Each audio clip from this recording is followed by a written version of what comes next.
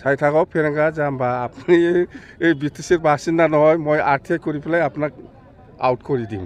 প্ৰমোদে আমাৰ লগত ফোনত কথা পাতি পেলাই যিখিনি কৈ আছে মোক খাম্পা আৰু চন্দনক ডাষ্টবিনত অলৰেডি পেলাই দিছে। কমেও 25টা আমি চিট পাম। আমাৰ নেক্সটত BJP আহিব, 3 নম্বৰত মানে UPPL থাকিব, 2টা 3টা পাব পাৰে। ভাষণত আপুনি আন এটা কথা কৈছে যে আপুনি নিৰ্মাণ কৰা 3 কোঠাৰ গেষ্ট হাউচ তেওঁলোকে 3 কোটিৰ আমি গেষ্ট হাউচ বনাই ইহঁতে ৰিফাইন কৰে 12 কোটিৰ। ফেৰেংগাৰ কথা বাদে ফেৰেংগা এইবিলাক কথা কোৱাৰ কোনো অধিকাৰেই নাই।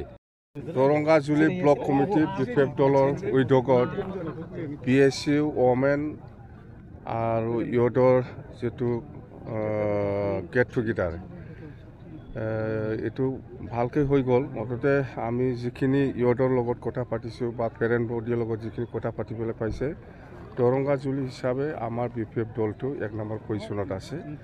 আগন্তুক যেটো সেপ্টেম্বৰ মাহৰ যেটো নিৰ্বাচন হ'ব সেইটো খুব ভাল ফলাফল দিব আৰু আমি দৰংগাজুলি হিচাপে আজিলৈকে একবাৰো হাৰা নাই। 4বাৰ হৈ গ'ল ইলেকশ্যন, 4বাৰতে BPF জিকিছে, এইবাৰো BPF জিকিব।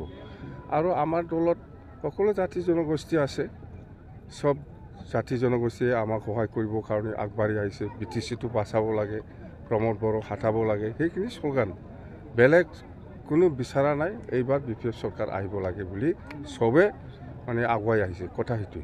কিমান স্যাৰ আপোনাৰ ভাষণ মই ভাষণত যেটো কৈছে সঁচা কথাই কৈছোঁ। মই কমেও 25টা আমি চিট পাম, কমেও 25টা।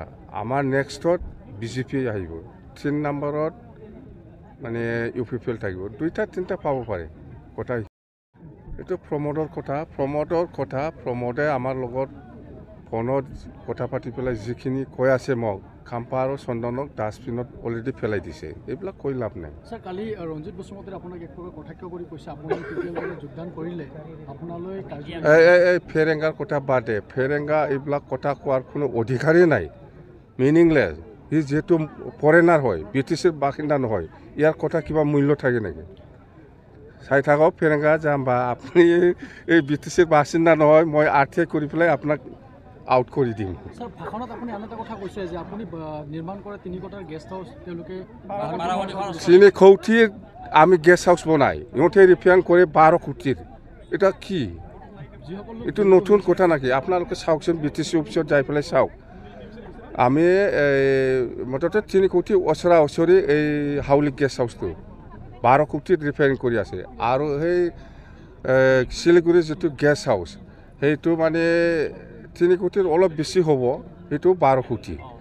আৰু আপোনাৰ এই মুঠতে সব এনেকুৱা এই কিবাটো 5 কোটি কিমান বা আছে। আমাৰ কৈলাশ কলনী গেষ্ট হাউচটো দিল্লীৰ সেইটো 22 কোটি ৰিফাইন। কোনটো আমাৰ চৰকাৰ আহিলে এনেকুৱা কেলেংকাৰী নাথাকিব। বিৰাট ভালকৈ আমি চৰকাৰ চলাম আগৰ নিচিনা বাছ। এতিয়াতো দুৰ্নীতি কৰাৰ কোনো কিবাই নাই, মানে হিচাপে নাই। মানে BTCত যদি 100 টকা আহে, এই 100 টকাৰ ভিতৰত আমি কেনেকৈ মানে মিছা স্কিম দি পেলাই ভুৱা কিবা একটা দি পেলাই আমি পইচাটো ওলাই পেলাই খাব পাৰি, তাৰ কাৰণেহে ব্যস্ত, কাম কৰাৰ ক্ষেত্ৰত ব্যস্ত নহয়।